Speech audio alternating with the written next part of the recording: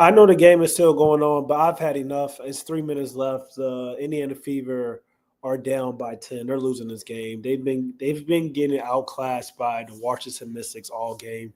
Kiki Ariafin is a stud.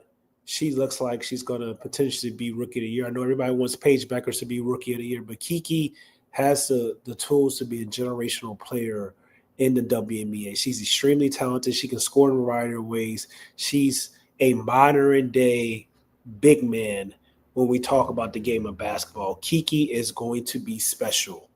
She is going to be a force in the WNBA. She's already better than some bigs right now that has been in the league for only a couple years. Has been in the league longer than her. She is extremely, extremely gifted. She's extremely, extremely skilled. She's bullied the Indiana Fever tonight for the entire game. Her potential is extremely, extremely high. She is going to be a great basketball player for a very long time. And the Washington Mystics with Kiki and Sonya, and they got Aaliyah Edwards, who's coming back off of injury. They have some tools. They have some tools that they can really be good. Brittany as well, who's their leading scorer this year. She's averaging like 22 points a game. It's only been 4 games though. She's playing well tonight against the Indiana Fever. They have some players on their team that going forward in this future, they can be a very, very up and coming team, and they have some pieces, and they're going to continue to get better. And they're exceeding expectations so far this early regular season. But for the Indiana Fever, I'm very disappointed. I'm disappointed because of the fact that we know that it was going to be difficult without Caitlin Clark. We know that what Caitlin Clark brings to the basketball court is undeniable. She is responsible for creating opportunities, not for her just herself, but for her teammates as well, which allows them to get easy looks, open looks, allows them to get looks in transition. She opens up the game so much because of her gravity and the defense being locked in and glued into Caitlin Clark on the nightly basis. And then we know Aaliyah Boston benefits the most with playing with next to Caitlin Clark because every big man needs great guard play. And Aaliyah Boston, when she's paired next to Caitlin Clark, she looks like one of the best bigs in the WNBA. When she's not paired next to Caitlin Clark, sometimes it's a struggle for her to find her shot or get open looks or for her to even get touches. And that's not on Aaliyah Boston. Some of that's on Stephanie White as well, because you have to come into a game where you know, like, this was an opportunity for them to showcase, like, yes, even though Caitlin Clark is going to be out, Caitlin Clark is going to miss some games, but we're still going to show why we still have a championship caliber team and why we built this squad around Caitlin Clark. So even if Caitlin Clark goes down, we can still beat teams and we can still go out and be this dominant team in the regular season at least. But I just think it's sad because of the fact of the matter they're getting bullied and beat up by some rookies. That's what I'm saying. It'll be different if they're playing the Liberty or the Aces or the Seattle Storm. They're getting bullied by the Washington Mystics. They're getting dominated by a rookie. Even though Kiki, like I said, Kiki is going to be generational. Kiki is phenomenal. Kiki Arafin is she has certain things you just can't teach. When we talk about touch, we talk about the feel around the basket, when we talk about the overall competitiveness, like her and Juju Watkins back in USC was phenomenal. It was fun to watch. She is going to be special, but she shouldn't be dominating and being the best player on the floor in the game where you got we got a Hall of Fame player in DeWanna Bonner who showed up tonight. I'm going to speak a little bit on that later. But a Hall of Famer, DeWanna Bonner, 2 All-Stars in Kelsey Mitchell and Aaliyah Boston on the same team. That shouldn't necessarily be the case. And DeWanna Bonner played her best game so far with the Indiana Fever, and that just goes to show you why they got DeWanna Bonner. They got DeWanna Bonner for not just to play basketball and on-court production, but they also got her DeWanda Bonner for her leadership and locker room presence. On a game where you expect the Indiana Fever to come out and to have some heart and to play like, okay, we lost Caitlin Clark, but we're still going to come out and play on the basketball court. We're still going to go out and show energy and show why, we're still a great team without Caitlin Clark. None of them did that. DeWanda Bonner is used to playing games where when people expect you to win, you still got to actually get on the court. And that's how the Indiana Fever came out this game. And look, the game's still going on.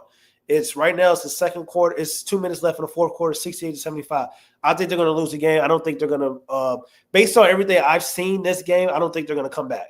So I'm just talking about them basically losing this first game. If they come back, spectacular, great, they came back. But it's still not going to dismiss all the things that I'm seeing and all the lack of energy that I'm seeing in this game, because Caitlin Clark's going to miss at least probably 4 more games, at least 3 games. She's probably going to be back against the Atlantic Dream. So we're looking at 3 potential games that she possibly can miss. And if you're just watching all of the social media highlights and the Indiana Fever and the WNBA, Caitlin Clark is babysitting and get coaching on the sideline. So once again, I don't think the injury is that serious. I think if it was a playoff situation, she would be playing, but it's a situation where it is a sprain, so they want to make sure they are handling her with care, because you don't want her to suffer a tear. You don't want a strain to turn into something bigger. So they're doing the right thing and doing their due diligence by making sure that Caitlin Clark is not playing and getting the rest that she needs so she can recover and help this Indiana Fever team. Because based on this first game, without Caitlin Clark, it just goes to show you how important Caitlin Clark is. It just goes to show you how much of a floor riser she is. Because as we know, the Indiana Fever last year, she got drafted. They went to the playoffs for the first time when Caitlin Clark arrived on that team.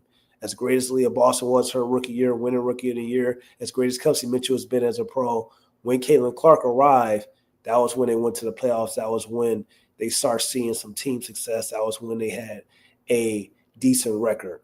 So that's here nor there, but I just expected more. I'm very impressed by the Washington Mystics. I've been very impressed all year. It's crazy how they have 2 Rookie of the Year candidates on their team. And Sonia was playing really well in Notre Dame, playing with Hannah Hidalgo, playing with Olivia Miles, and she was on any given night the best player on their team as well, as even though it was a 3-headed monster for that college team. But she's electric. She plays the right way. She kind of reminds me a little bit of a Sue Bird, a modern version of a Sue Bird. Like, she plays within an offense, can pass, can facilitate, and can hit open shots. And she can play with speed. Like, she reminds me very similar to Sue Bird. And when I talk about this next generation for WNBA talent in women's basketball, I know Caitlin Clark gets talked about so much, but this up-and-coming, like, modernized game for it on the women's side we're about to see so much talent. We're about to see a lot of these women are about to come into the league, and the WNBA is about to be modernized. When we talk about modern-day basketball, modern-day NBA, we always talk about that. But the WNBA is finally seeing that shift and is leading with Caitlin Clark. We're about to start seeing a lot of records be broken. There's a lot of records out there that is like Caitlin Clark's destroying, even Paige Becker's destroying already. And we're going to see a lot of players that are coming into the league that are going to destroy a lot of these records, because not saying that the game wasn't good back in the day, but as things advance, things get better, records get broken. It's as simple as that. And for the advancement of the game and the women's game and the women's side, it is becoming more advanced. But I'm just very disappointed with the Fever's effort. I'm very disappointed with how they played. I'm very disappointed with just even I would expect for Kelsey Mitchell, like, and she's been on and off this season so far. We haven't seen the Kelsey Mitchell that we've seen towards the back end of the last season. I'm sure she's going to find her shooting stroke. But I want Kelsey Mitchell to come out and be the best player for the next 3 to 4 games on this Indiana Fever team. Let it fly. There's no Caitlin Clark. That means you should be shooting that ball anytime you touch it. If you feel like you open, shoot the ball because you're that talented, you're that skilled, you're that gifted, and it will be nice if she can get into rhythm. And then when Caitlin Clark comes back, she's already in rhythm, and then Caitlin Clark gets everybody easy and open looks. But this was an embarrassment, I feel like, and they're gonna play this game. They're gonna play this team again on Friday, so they're gonna have another opportunity. But losing to a Mystics team, being led by 4 out of their top 5 players on their team is either a rookie or a sophomore. And Aaliyah Boston Aaliyah Edwards, I'm sorry, hasn't even, like, she's coming back off an injury. And it's crazy. Kiki took her chain. Kiki, I don't even know if she's going to get back into that starting lineup. And Leah Edwards, I think she's phenomenal. I think she's really, really good. But, like, they got some players, like, I don't know if she's going to get back into the starting lineup. That's all I'm going to say. But still, though, they got a lot of bigs. They got a lot of young talent. And I just feel like with the expectations that the Indiana Fever have, there's no reason why they should lose really any of these 4 games without Caitlin Clark. I just feel like if you're a championship caliber team, if you're a team that, and this is only one game. Now, maybe I may be overreacting, but I just feel like if you are a championship caliber team, you got to win certain games. You have to win games that you're supposed to win. The Indiana Fever were supposed to win this game. They're supposed to win on Friday. Like, you can't let teams that aren't as talented as you, aren't in the same type of tier as you, don't even have the same type of aspirations.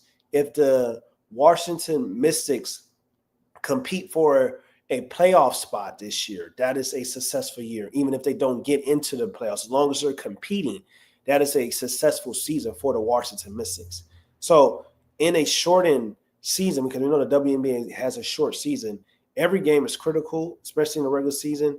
And that could be the difference between you being and hosting a home game in the playoffs or having a higher seed in the playoffs in comparison to not. So the Indiana Fever, I'm just very disappointed. Also, I'm disappointed a little bit in Stephanie White because it feels like it's a missed opportunity. And it's a missed opportunity tonight, but you still have other opportunities going forward without Caitlin Clark because you have to build that confidence when you're in your players to understand that, yes, even though Caitlin Clark is our star, she is our superstar, we are still pros. We can still go out and dominate. We can still be a great team even without Caitlin Clark. With this roster that the Indiana Fever have, even without Caitlin Clark, they should be a playoff team. We couldn't say that last year. Without Caitlin Clark, they wasn't a playoff team. With Caitlin Clark last year, they was barely a playoff team. It took that miracle run after the Olympic break, and they were really dominating, and they really found their stride, and they became a playoff team. But this team without Caitlin Clark is a playoff team, a legitimate playoff team. So they had to play like that. With Caitlin Clark, they're a championship contender. So it's just one game, but I was very, very disappointed with how things going. And using Aaliyah Boston as an example, she had 5 shots. She took 5 shots. She was 4 for 5. She had 10 points this game, 7 rebounds. She's averaging 18 and 10 on the season. When you are a big man, whether it's a modern big man or a traditional big man, having great guard play makes the game easier for you. When Caitlin Clark is on the basketball court, it makes the game easier for Aaliyah Boston. You see how impactful she is even more while Caitlin Clark's on the court. And it just makes it easier for her to get easy and open looks instead of for her having to do everything herself on a basketball court when she gets the ball because she's not getting the ball in the right spots or she's getting points off of offensive rebounds. And that's, to be honest, that's why when people talk about Angel Reese may not be a great scorer, but she plays hard, she rebounds, she defends, she has a lot of great intangibles. But also, Caitlin Clark has not. I'm sorry. Also, Angel Reese has not played with any elite guard play with a player that can facilitate and get her easier open looks. Even Kenny Carter, as great as she is, and I still feel like that was a stupid decision on the Chicago Sky for letting their best player go, regardless of how they feel about the locker room. But even Kenny Carter, she was a scoring combo guard. Attack the basket. She's not known for her facilitation. She's not known for her playmaking ability. Angel Reese needs to be on a team where they have elite guard play that can help get her easy and open looks. The effort is always going to be there. She's going to get you offensive rebounds. She's going to get you second chance opportunities, whether she makes or misses those shots. But until she has a guard on her team that can really get her in easy spots and dump offs and find her, and having a guard that can create off the dribble and then dump it down to her and find her for with the right read at the right time, that's going to make her game look so much better than it's looking when it comes to just people seeing her with just grabbing rebounds and throwing up layups. So, and that's when we talk about the basketball side of things. When we're talking about the game, when we're talking about people actually knowing and understanding that it's not everything is what it seems to be all the time. And that's when it comes to playing experience, coaching experience, being around the game, and understanding that most of the times, unless you are a big like Nikola Jokic or even Joel Embiid, who is incredibly skilled that can create off the dribble, most bigs need elite guard play to really help them succeed, even in the NBA. So that's here and there. But Indiana Fever, we'll see. We'll see what happens on Friday. Just want to react to some of these things that were going on in the game. The notices that I have been seeing or saw. I'm sorry. Not necessarily. Don't really want to talk too much on this because I'm about to get out of here. But Forrest, the WNBA, they released a statement. Basically said there was no foundings on some of the things that were reported between the first game of the season with the Indiana Fever versus Chicago Sky. Am I surprised that there was no foundings? No, I'm not surprised. Is it frustrating to Caitlin Clark fans and frustrated to Indiana Fever fans? Yes, it is. I totally understand. Has there been times where people said out-of-pocket things representing Indiana Fever fans, whether online or in the games? I'm sure it has been, and I know it has been. Has it been times where people said out-of-pocket things representing from online or in the arena for Chicago Sky fans? I'm sure it has been. I know it has been. But you can say that about every franchise in the WNBA. You can say that about every franchise in the NBA. So for it's like a report coming out saying that there was no findings and the things that were quote unquote reported was deemed like undiscoverable. It's unfortunate because the damage is already done. When I say the damage is already done, because when you have those accusations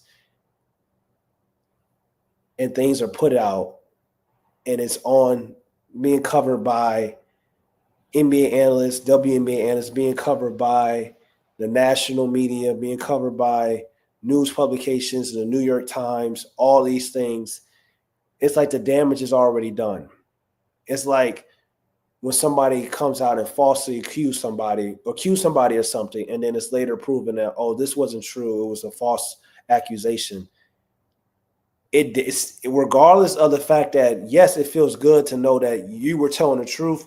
Yes, it feels good to know that people who are right were saying that nobody heard anything about any of those type of, for as racist remarks or comments that people were saying that was happening during the broadcast. Nobody heard any of those things. Yes, it feels good for fans and Caitlin Clark fans and Fever fans and people who actually were on the media side at the games, covering the games and saying, see, we told you so. Yeah, it may feel good, but it doesn't change the sting and the stain that you have that most people were accusing the fan base and Caitlin Clark fan base and the Fever on and saying people are lying. No, it doesn't feel good. So the WNBA PR team came out with a statement, but at the end of the day, the damage is already done. And my biggest problem, my biggest issue is that you open up a can of worms when you are always constantly responding to social media trolls and things that are very that can be seen a discord on social media that can be seen by certain people that just are probably upset about Caitlin Clark's popularity, probably upset about Caitlin Clark being a white woman and generating the responses that she's getting from all other races globally. And it's just upsetting because it doesn't have to necessarily be, it doesn't have to be that way. Like it can just be about the game of basketball, about the product. Not everything has to be about what people are trying to make it out to be. And it's just a little annoying because it just seems like it's other social media issues. There's other people that are going on social media saying things in different fan bases and even athletes in the WNBA, outside of WNBA. And there's no statements about those things. There's no news articles. There's no conversation. It's nothing. It's crickets. So if you're going to be a league that is going to be on social media and always react to things going on social media when it pertains to potential issues regarding certain things when it comes to a particular team or player, then it has to be that way for everybody. Because what you do is it gives a light to fan bases or a player feeling like, well, everything just seems like it's always something when it comes to me, even when there's nothing or things are outside of my control. And that starts to lead a little sour taste in people's mouth and also leads to kind of people question the unfairness of things when it comes down to it. And I know Caitlin Clark, she's in the limelight, and I know who she is as a basketball player and what comes with being the face of the league. But this stuff shouldn't come with being the face of the league, if that makes sense. But it's your boy, Mike K. Smith. Make sure you like, comment, and subscribe. Lock in with your boy on AKIS NBA on all social media platforms, talking to WNBA, talking the NBA as well. Always remember, faith without works is dead. Trust in the Lord with all your heart. Lean not to your own understanding and always acknowledge him, and he will direct your path. I'm gone, man. Shout out to all my true tellers in the chat. Peace, man.